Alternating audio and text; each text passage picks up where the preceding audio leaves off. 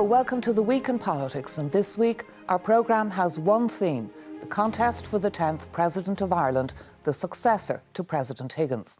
The three candidates are with me in studio and they are seated according to random selection. The Fine Gael candidate, Heather Humphreys.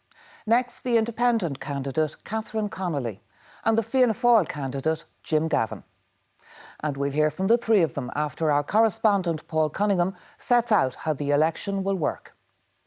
Voting in the presidential election takes place on Friday the 24th of October, bank holiday weekend, and this is the sample ballot paper. The electorate will decide between three candidates who resides at withdrew for the next 7 years as our 10th president. Heather Humphreys is the candidate nominated by Fine Gael, a former credit union manager. She was elected a TD in 2011 and as Cabinet Minister held portfolios such as arts, social protection and rural and community affairs. She says her campaign is focused on the triple themes of unity, community and opportunity. She's also been dealing with taking responsibility for failures in government policy while she was at the Cabinet table, including the housing crisis.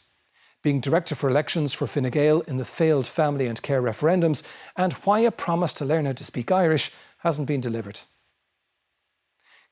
Connolly is an independent candidate who is supported by an alliance of left-wing parties. She's a barrister who was returned on 3 occasions as TD for Galway West and elected last Count Corla in the 33rd Dáil, the first woman to hold the office.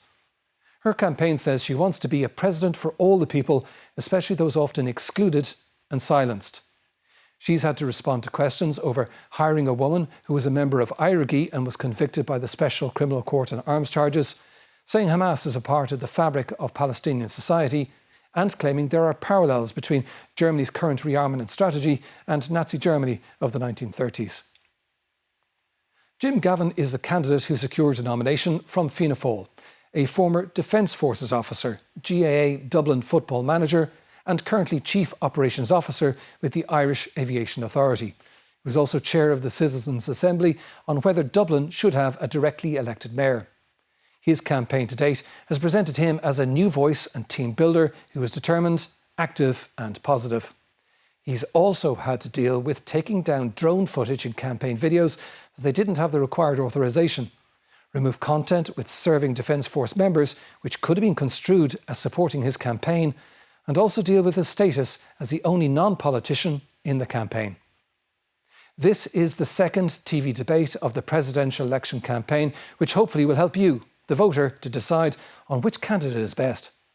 Aine. And just to clarify the terms for this debate, we're aiming to give each candidate roughly equal time. Part 1 of the programme will cover the national role of the President and the campaigns, and Part 2 the international dimension. So now that we know what the ballot paper is going to look like, Jim Gavin, my first question is why number 1 for you and not these other 2 women on the sofa? Because aren't they much more politically experienced and therefore better qualified? For me, there's a lot of time, a lot of division on you in the world and at home. I believe the President has a positive role to play in this. I'm sure they do too. Why not? Why you instead of them? Because they've got more experience. There's people in Fianna Fáil wondering not whether just you're the right candidate and it should have been Billy Kelleher with more political experience, but whether even Jack Chambers is your right campaign manager. He's too busy with the budget. Because in a time of division, I've shown in my career to date that I've brought people together from diverse backgrounds for a common cause, for a common unity, and given them hope and a chance in life. And I believe that the President internationally can represent Ireland to his best with our EU partners. So your lack of political experience doesn't matter? Well, political experience. I'm the President of Ireland is the first citizen of Ireland, okay, not the first politician. And if I just finish the point in terms of the President representing the best of Ireland, and for me, there are many different ways, Aine, that you can serve a country. Okay, and we'll be talking about those. And I've served my country throughout the programme. For 4 decades. Connolly, Jim Gavin talks about division. Mary Lou MacDonald, Sinn Féin President, backing you, says this election is a referendum on the government. Does that mean you're only a candidate of the left and you wouldn't be a president for all? I'm an independent candidate with an independent mind. As President, I will serve this country with dignity and with respect, and I will listen to the people of Ireland. I think we're at a crucial juncture in our history where we need a voice that has courage, a voice as President who has courage, a voice that will not be afraid to speak out when that's necessary, a voice for peace. But you have to work with the government of the day. Would you be able to, with your political background and with the backing you've got? My political background has been very inclusive. I've been elected on 3 occasions. I was elected as the first female Las Ciancórla because of the backing of all sides of the House. I would look on myself as an absolutely independent candidate, but inclusive in every sense of the word. All right.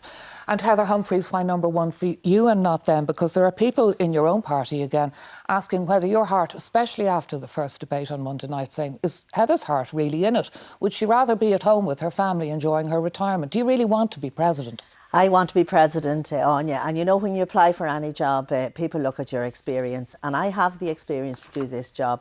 I was a minister for 10 years. As Minister for Arts, Heritage and the Gaeltacht, I supported Creative Ireland. I supported a rollout of investments in our cultural institutions. As Minister for Business, I travelled the world opening doors for Irish businesses with the IDA and with Enterprise Ireland, opening doors so that they could get new markets. So I'm experienced in terms of international relations and then when it comes to people, as Minister for Social Protection, I stood up for people and I rolled out budgets that put money into people's pockets when they needed it. One other question before we move on to unity. Are you even the right slate of candidates? There are calls from Declan Ganley for spoiled votes.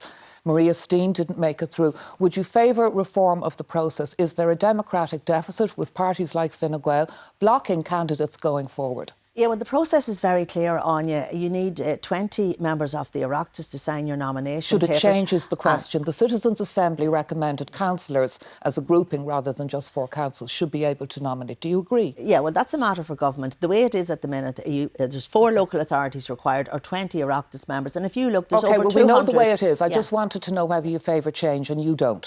No, well, as far as I'm concerned, I got the nomination. If you look at it, 20 Oireachtas members is about 10% of the current Oireachtas. But the question's about change. Catherine Connolly, would you favour change in the nominating process? And is there a democratic deficit in this election? I think I tend to be conservative on that issue and I believe the system is for this election. However, I think a democracy should be able for a full open debate on whether the nomination process needs to be extended or not. My own view, as I say, would be conservative. But we do need a debate on that to see is it serving its purpose. And Jim Gavin, the Citizens' Assembly have recommended change, that it could be a certain number of councillors rather than 4 councils. Are you in favour of that change? I'll give you the non-politician answer. You know, I've chaired Citizens' Assemblies. I believe that the recommendations they should be certainly considered, and I'd be very much open to change. Do you think government's long fingering the question of change?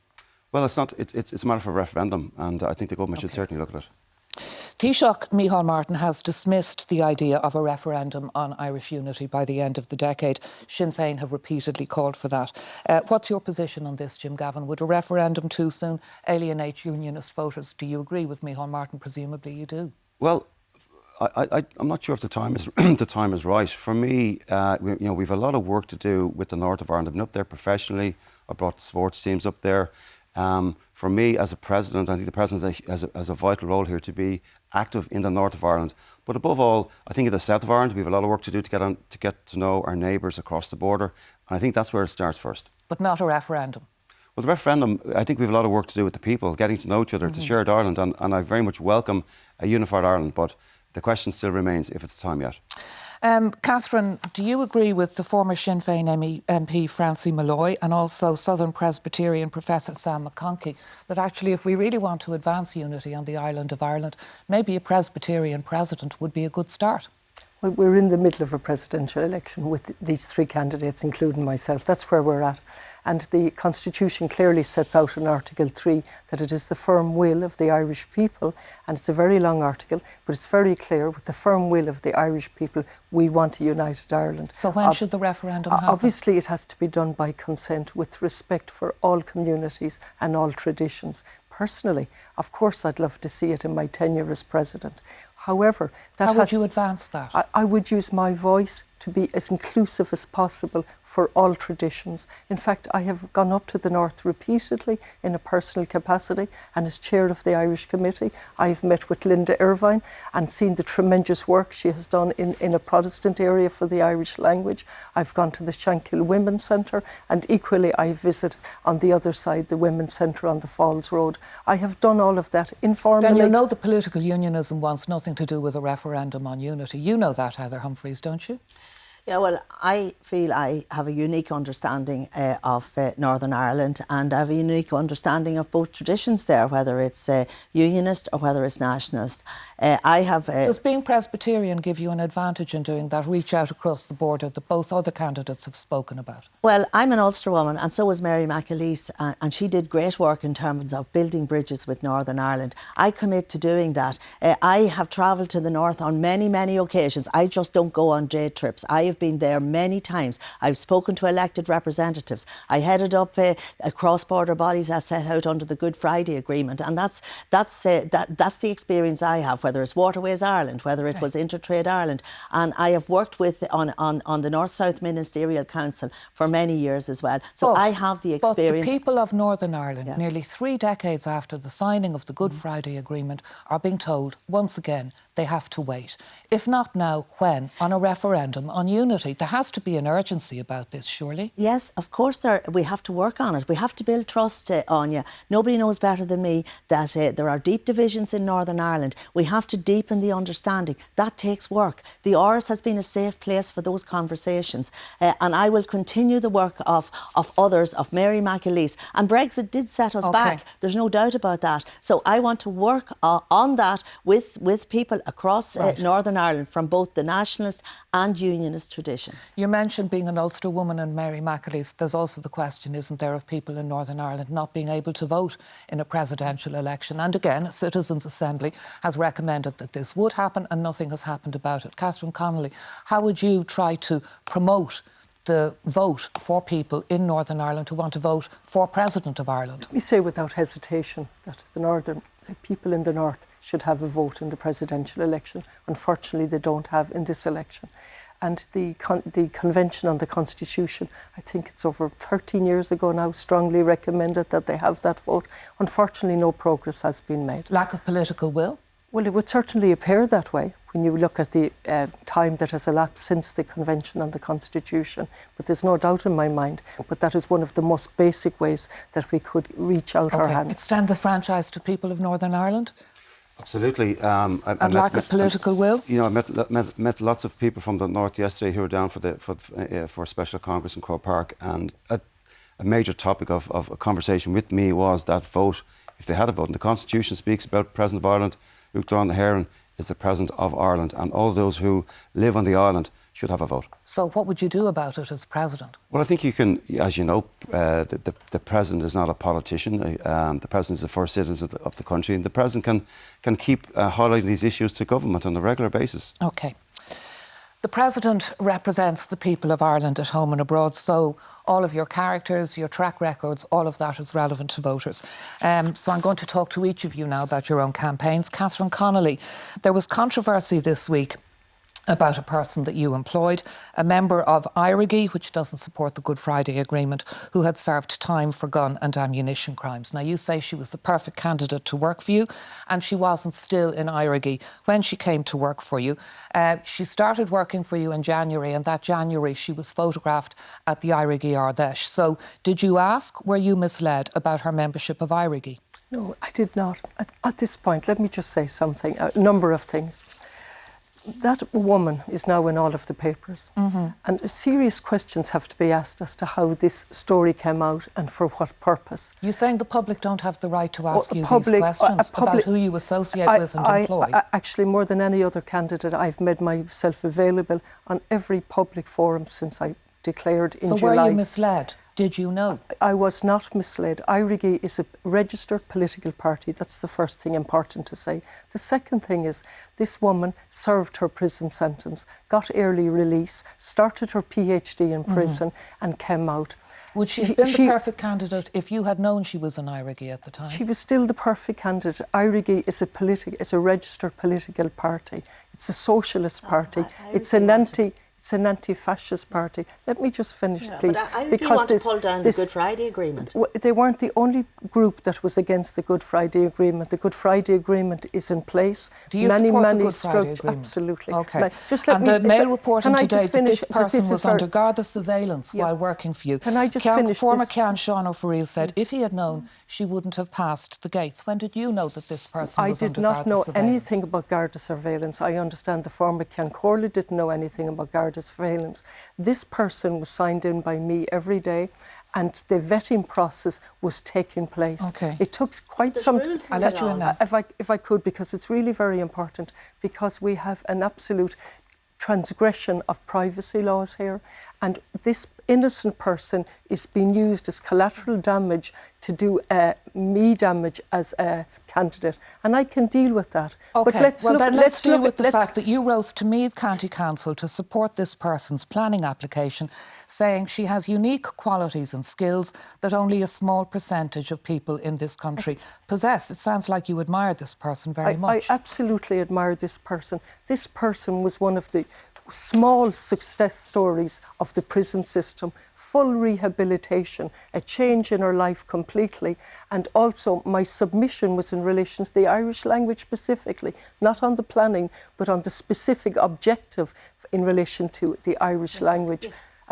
It's really important that people realise that this person had done her time. Her privacy has been utterly transgressed. And you don't accept the people around the President come under scrutiny? Absolutely. I'll answer any question. But, okay, but the innocence of the person at this point has to be brought into the picture. Okay, the innocence of this person, Heather Humphreys. I think it's important to point out that this person was sentenced by the Special Criminal Court for firearms charges. That's a very serious offence. Not many people go in front of the Special Criminal Court. But the point here is, we all know that when you bring staff into the houses of the Oireachtas, you must have Garda clearance. They must be vetted. I could not manage an under 12... There are plenty of former prisoners who've been elected TDs. Are you saying somebody who's served time in jail can't go into Leinster House? Because there wouldn't be much of a Leinster House if that was the case. There are rules. There are rules here for employing staff. The people that are elected have gone before the people, and they have been elected to Dáil Éireann. What I'm saying is there are rules around staff.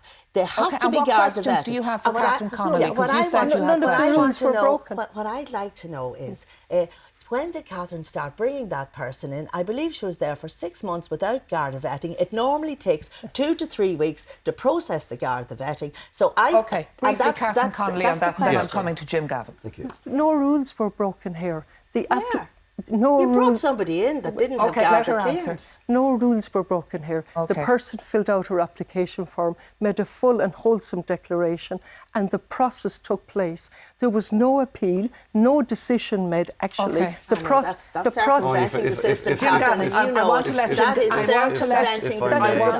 Jim Gavin in here. We haven't heard from him if for I a may, while. the substantial issue here is that we had, and I understand, Catherine, that everybody's entitled to a second chance, and we get that, and I don't think it's about the political party. The substantial issue here is that somebody was bypassing the security process. So as took on here, and you get access to a lot of security information.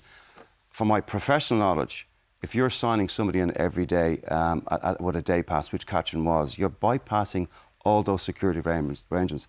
That judgment, that's a substantial issue, or that lack of judgment. Catherine had no control over the vetting process. That was out of her hands. You've also raised concerns, haven't you, about privacy in this campaign because Catherine would have been aware. Catherine would have been aware that the individual concerned was convicted by the Special Criminal Court and rehabilitated, and she's dealt with I understand that, but the substantive issue is the individual signing on of that person into the Oireachtas on a daily basis, bypassing the security. I want to ask you a couple of questions. Do you owe a former tenant $3,300 in rent that was overpaid to your account that you didn't pay back? Yes, on that matter, it's over 16 years ago. It was do you owe the money? It was a very, very stressful time for myself and my family with Jennifer.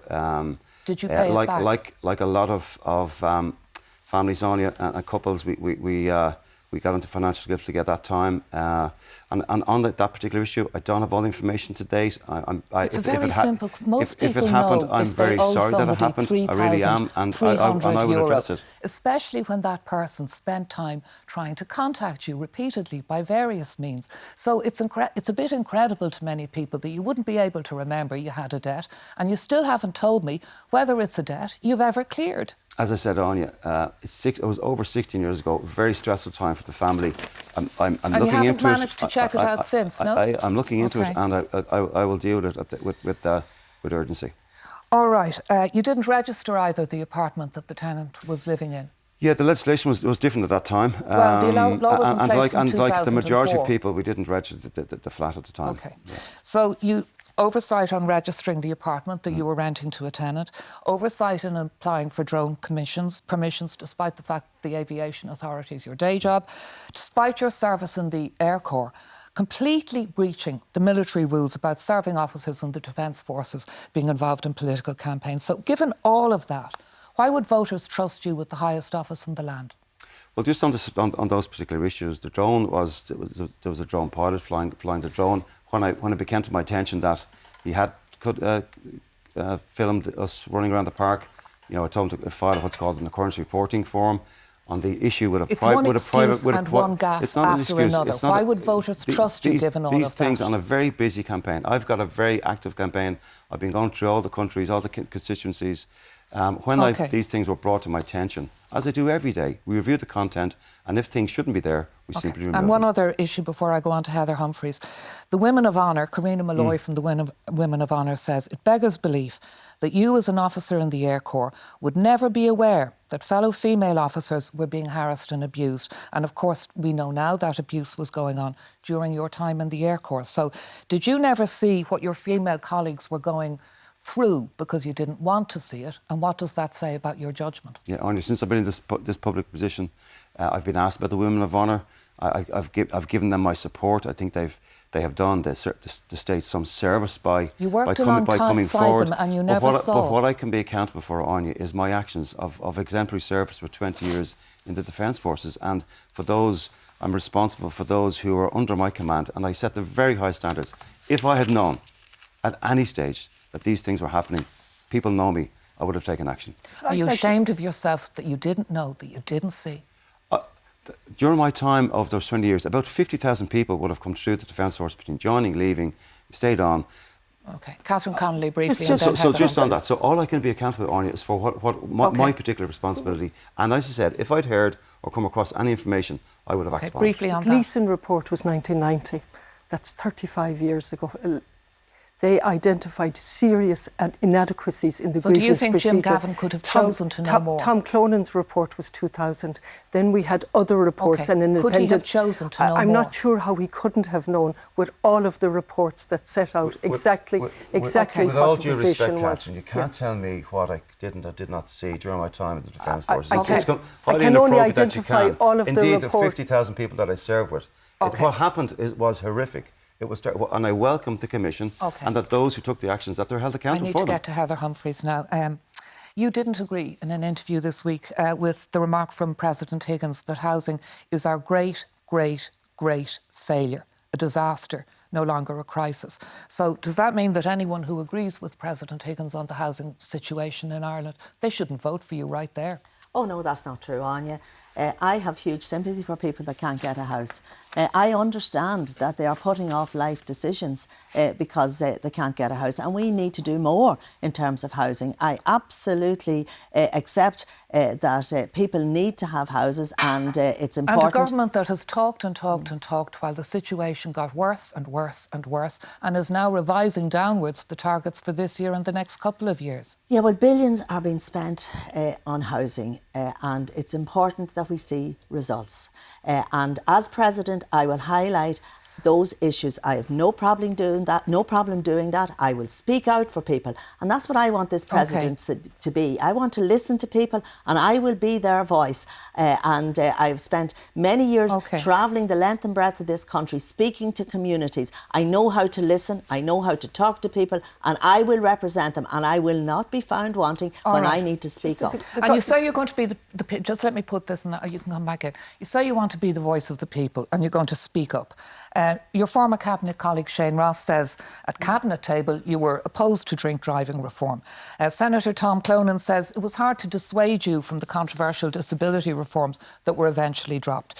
Fianna Fáil's Jim O'Callaghan, it took him to give the O'Farrell family something like the inquiry they were looking for, which they say you didn't back them on. And you were the campaign director for the failed family and care referendum, and you now say people didn't understand. Doesn't that all add up to the fact that you wouldn't be speaking out for the people, you wouldn't be rocking the boat, you're status quo, you're the establishment candidate? No, I will explain each of those situations. First of all, I voted in favour of the drink driving legislation, not once, but twice. So my record is clear on that. Did you oppose it at Cabinet? No, I did not oppose it at Cabinet, and Cabinet is confidential. And that's the bottom line here. And I'm not going to breach that confidentiality. I did not oppose the legislation. I voted for it, as I said, not once, but twice. I absolutely condone drink driving. It shouldn't be happening. Don't condone, I think you mean to say. Sorry, I don't condone it, but you should not be drinking and driving. You should not be drinking and driving, and that is it. End of story. In terms of disabilities, I have done so much over the years to help people with disabilities. I've brought in a number of different measures Tom Clonan said it wasn't enough. The O'Farrell family said they didn't get enough support from you. Again, people, you have to look, the proof of the pudding is in the eating in terms of disabilities. There was a green paper, it was out for consultation, and I withdrew it because I knew people weren't happy with it. I didn't want to cause upset, so I withdrew the green paper. In terms of the O'Farrell family, can I just say what the O'Farrell family have gone through is absolutely awful. They lost their son Shane, and I often think about them. Now, there was a process when I was in Justice, and I'm glad, can I say, I am glad that they have received an apology from the state because they deserved it. Just on housing policy, it's beyond politics. And the government set up a and the President can't do much about it. Just absolutely, not on policy. But the government set up a housing commission, and the housing commission, after negotiation... I'm not going to go into the housing commission right now, Catherine, I just want to make the statement, what they said, we need a radical reset of housing policy. That's what they said. Níl éon díosbort as scuige le fáil go gcuigeoirí na tíre seo ar rian táchain seo a gceapan tú go bechóir gombeoch díosbort mar sin siúil agus cad a dhéanthach tusa mar uachtarán chun an Gaeilge agus an Gaeltacht a chur chun cín. Catherine, is féidir leat freagracht das Gaeilge nó as Berla. So, question in Irish, there's no debate in Irish in this campaign. Should there be one, even if you can't speak one? Should there be proxies? And what would you do as President and I really need you all to keep it tight here, please, to advance Irish and the Gaeltacht? Catherine, a right Díosbarg ar míl mac de soch na ceiste, agus is cúistíma a machasama nach bhfuil díosbarg le bheitán ar TG Cahar. The proxies view? Nílas hagan céim fá bacód go méid fóhéideal, is féidir fóhéideal le úsáid, agus is í an Gaeilge príomhtheanga na tíre, agus bacód go méid díosbarg trí Gaeilge at a lied Urawan le fóhéid. OK. And Catherine Connolly is saying there could be a debate like that if not proxies use subtitles, but it should be happening. No, I'm passionate about our language. It's our identity. And you're not doing a debate in Irish. It's our identity. I learned it in school, like a lot of us did. I went to the Gaeltacht, but I've lost my fluency as Gaeilge. The Constitution doesn't speak that the President has to have the Irish language. The Irish debate, are you in favour of a debate as Gaeilge? And if it did, President McAleese wouldn't have got into office. So we all realise that Irish language is an important role to promote the language, promote the Gaeltacht and our heritage. And we all need to speak it when we get to office. And Heather Humphreys, of course, you said before, when you were Minister for the Gaeltacht, you would learn, you haven't. Should there be a debate as Gaeilge Well, first of all, b'ghaith lom a bheith abalta níos mór Gaeilge a labhairt.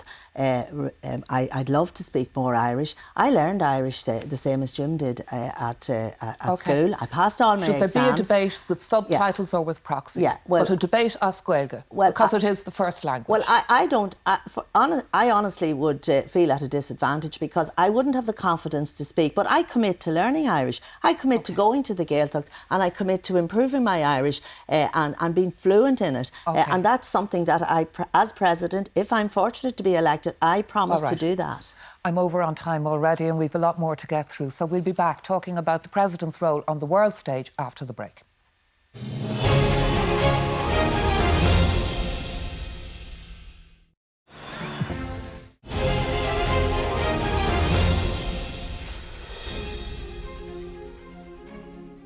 Welcome back. I'm joined in the Week in Politics studio by the three candidates in the race for the Áras, one of whom will be elected 10th President of Ireland on the 24th of this month. We're going to talk about the President on the global stage now. And Heather Humphreys, President Higgins, has expressed publicly his concerns about what he's called the drift in our foreign policy, the drift on neutrality and towards military alliances. And the government, of course, is moving to replace the triple lock on the deployment of Irish troops to the double lock. At the very least, as President, shouldn't you urge the government to have a referendum on any of these changes so the people of Ireland can decide? Yeah, well, decisions on referendum are decided by government and the President is above politics, but the President can speak out and President Higgins. But if you support has those policies, are you the best person to safeguard our neutrality? Yeah, well, I'm committed to our neutrality, but as President, I don't run the country. I don't make decisions on whether there are a referendum or not. That is the job of the government of the day, and the government of the day are elected every 5 years Many by the people. Many people welcomed President Higgins speaking out on neutrality. Would you speak out in the same way? It sounds like no. Yeah, well, I support our neutrality. Absolutely, it has served us well, and we're a neutral country, and we want to remain a neutral country. And I fully support our neutrality. And Jim, we know, of course, from the Lisbon vote that the people of Ireland are very resistant to the idea of joining military alliances. Has the world changed since then? Does the Russian threat make the context for our neutrality different? Just on the point that Heather was making, that the Constitution is very clear in terms of the separation of powers. Government do foreign policy, the President shouldn't have it. Would you favour a referendum on neutrality? If the government deemed that it's necessary, the bureaucracy deemed that it's necessary, I certainly would. In terms and do you accept the nature of the Russian threat to Europe? Absolutely, I do. I mean, there's a geopolitical crisis on our eastern border, but I'm very proud of our neutrality and our peacekeeping role that we continue to do for the international community. Martin says there's a naivety here in Ireland about the Russian threat to Europe. Well, when you look at member states like Germany, Lithuania, Estonia, Finland having to put money into defence where they could be putting it elsewhere. We live in an island nation. We're isolated from it, absolutely. But we need to support our European colleagues in terms of their challenges that they have. In terms of our levels of aspiration for our defence, our peacekeeping roles. I'll come on to that in a moment. I want to go to Catherine. Our maritime role and our cybersecurity, as we saw with the Russian threat there to our HSC a number of years ago. So we certainly need to. So you're saying the Russian threat is real. Catherine, you would favour a referendum on neutrality and keeping the triple lock. Do you accept that there is a Russian threat to Europe that Micheál Martin says people here in Ireland are naive about? Do you agree with German Chancellor Merz that Russia's at war against European democracy and freedom? I think we have to reflect on what's happening. There are 165 million people displaced in the world, and wars are ongoing. I think we're in a unique position, a post-colonial country, famine, post-famine, and also the resolution of the conflict in the north. I think a wise country, led by a wise president, would build on that experience and use our voice to bring peace. We had to rely on the British Navy. Catherine hasn't answered the question. Catherine, you mentioned there a couple of weeks ago that Germany was akin at the moment. Their investment in defence was akin to the Third Reich. I've got friends who work in Bonn and Cologne who are contacting me. What is going on? The President has to be non-political, non-partisan. The President represents all of Ireland. We have got a unique relationship with EU. The European community, when we joined it back in the 70s, has been so good to us. We need to forge our relationships, not break them down. Yeah. Catherine Connolly, she could answer that question about those maybe remarks. I'll go back Germany. to what you've asked, and so the role of a president and how I'd use my voice for peace, build on our unique experience now more than ever. Now more than if I could, now more than ever, we need to reflect on where we're going as a country, and our neutrality is our strongest defence. Okay, and it's Jim, we're going to keep some order on this debate. I want the answer, in particular, on the defence spending question that you raised about Germany. Can I just answer in relation to the Germany comments? Yes, please I do. made comments over in UCD in the context of my concerns about the similarities generally between the decade of the 30s and what's happening now. And you said there's an historical parallel. I mean, put the question to you, because Germany at the moment is aiming to increase its defence spending to 3.5% by the end of this decade. In the 1930s, it was 17% of GDP, rising to 40% under the Nazis. Now we have a democratic government that wouldn't deal with the far right and was our ally during Brexit. There is no historical parallel. Would you apologise, because you'd be receiving ambassadors, to the German ambassador about making that parallel? The parallels are between the rise in militarism throughout the world as a method of bringing peace. It's utterly contradictory. And as a mother... Let Catherine finish, and then I'm going to bring you in on this, and I'll come back to you. As a mother, as a female TD, and as a candidate in this election, it is a serious matter of concern to me, the rising billions that are being put into the militarisation.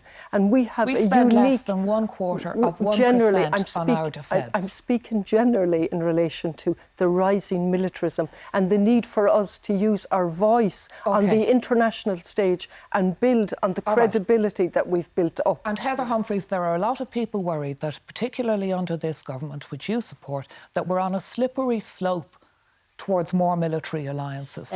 No, I don't accept that. But what I can say is Russia is the aggressor here.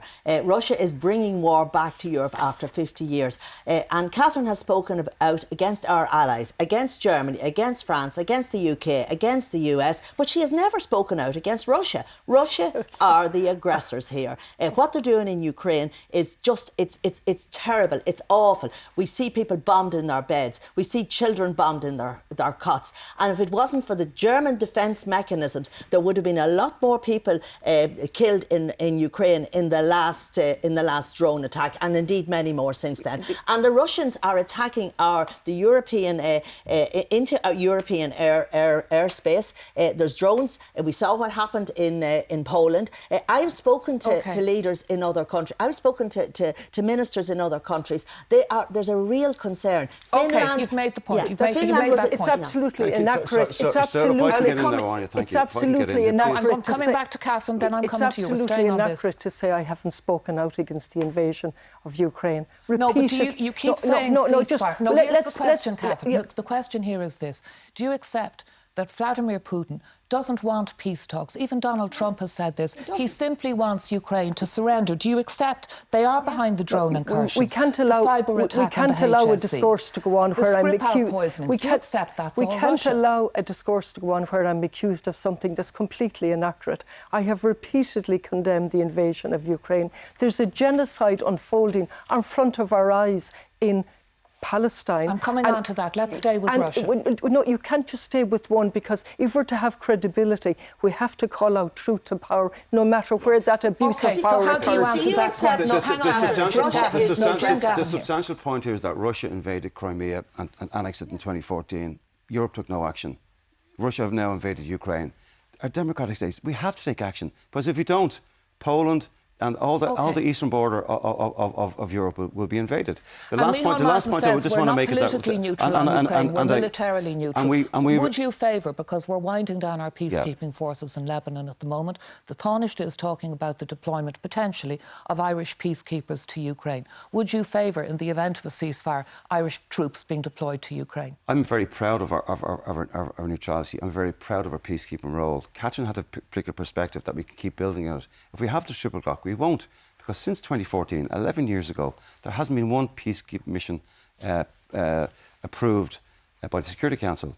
Russia and even the US are vetoing it. If the government decide to put our troops in peacekeeping roles, I think we all need to be in favour of that for our Ukrainian colleagues. And Heather Humphreys, would you be in favour of that? Yes, well, I agree with Jim on that, because why should we have to ask Russia for permission, or China or the US, to send peacekeeping forces to any part of this world where we feel it is appropriate to do so? We're an independent nation, and I feel that we should be able to make our own decisions in that regard. Catherine Connolly, would you favour the deployment of Irish peacekeepers to Ukraine? I'm appalled at the level of the comments in relation to the conflict that's ongoing, without a mention of the United Nations, which was set up in 1948 to prevent future wars. We should be building up the structures of the United Nations. Which is a fantastic America has used objective. America has just used its veto to ensure we'll have no peacekeeping forces in the Lebanon. That is absolutely unacceptable. So the Security Council is clearly dysfunctional. Is that not an argument for moving to the double lock? Absolutely. The opposite is what is needed, that we build up the UN with the General Assembly and use the power that's within the General Assembly. Catherine, you've also said that you don't respect the US, France, UK, members of the EU, members of the Security Council of the United Nations that approve our troops going abroad. If you don't respect them, how can we get their permission? The comments, if I might, Anya, were made in the context of the country sitting by and watching genocide unfold under our eyes because I'm coming on to the Israel issue and of Gaza America. now, but just one final point on neutrality and defence and all of that. Ireland had to call recently on the British Navy for a submarine patrol. A question about submarine in our waters. We rely on the RAF for air security. I mean, Tom Clonan's making the point that's not neutrality. That's, you can talk about neutrality as much as you want. That's just defenceless, isn't it? Well, that's a particular perspective. Our closest EU neighbours now are the French, but our closest neighbours on the island is in Britain. I think, the level of aspiration that we have for our defence is really important. Peacekeeping, our neutrality, investment in our shores that you mentioned and you all support investment in the defence forces to level 2? Yes. And in cybersecurity as well. OK. Heather Humphreys, you said on Virgin Media in the debate this week, sure, what difference will it make when the debate was about the Occupied Territories Bill? Isn't that an example of the government's lack of commitment to a bill which you've been slow walking and don't want to pass?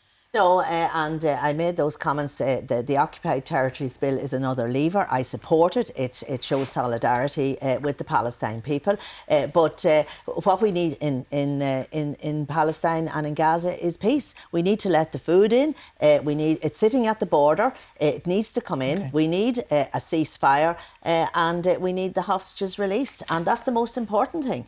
And Catherine, there is a possible cost, isn't there, of passing the Occupied Territories Bill? There's already a group of politicians in Congress who say passing the Occupied Territories Bill would put Ireland on the wrong side of their anti-Israeli boycott laws, and that could cost us jobs here. Is that something you'd be worried about if you were president? We need to look at the cost of genocide to humanity, the cost of genocide to the Palestinian people.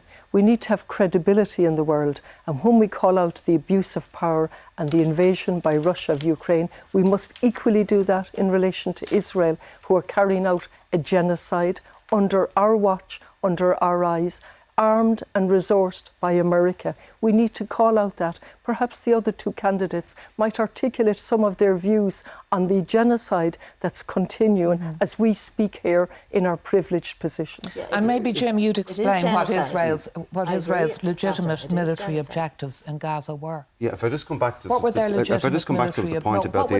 If I can just come back to the Occupied Territory Bill, I think we need to support it. Those territories are occupied. Yes, we do have a small amount of trade in that area, but the broader perspective here is that Ireland's influence on the globally, with our EU partners, to get other people to follow our lead on the Occupied Territories Bill. What were the legitimate military objectives? Just in terms of that, I mean, I was disappointed, Catherine, when you mentioned, you brought up on Monday's debate that you inferred that I had some soft support for Israel. You mentioned on the podcast during the week that you didn't like to be taken out of context. And what I actually said was, it's unconscionable what is happening at the moment. It's unconscionable that we have a man-made famine in 2025. It is unconscionable that the bombing is still taking place. So you took my quotes out of context. What I have said is, I have been repeatedly said this, Aine, what is happening in Gaza is genocide. Did you say Israel had met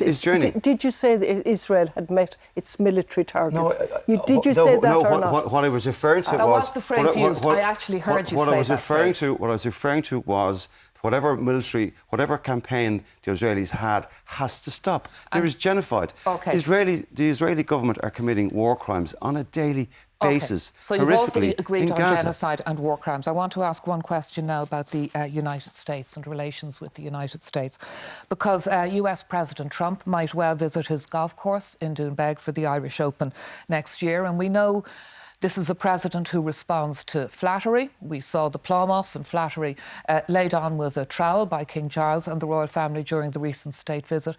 So if it were you next autumn, what would you say to flatter Donald Trump? Son Naharan.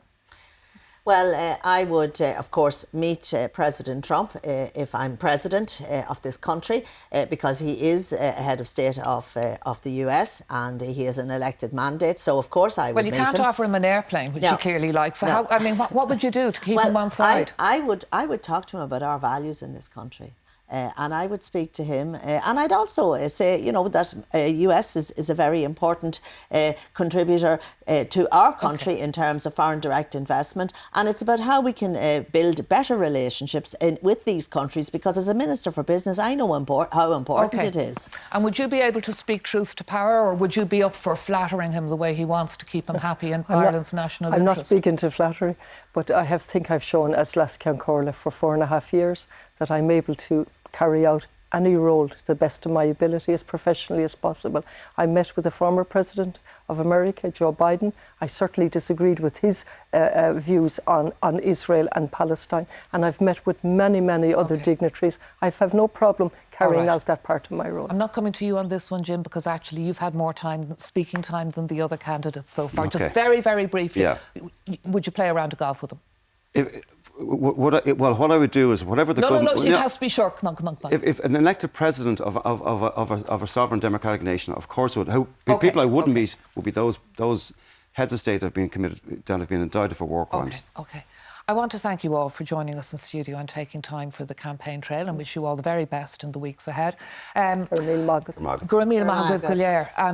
just to let you know, this is our special with the three candidates. There'll be lots more debates going on over the next couple of weeks. And just to remind each of you, if you move the autocue on a little bit, yes, the electoral register closes on Tuesday. So that was the point I wanted to make to you. So check the register, make sure you're on it, and voting's on the 24th, Friday, the 24th of October. Sandra Hurley is going to be with us after the break.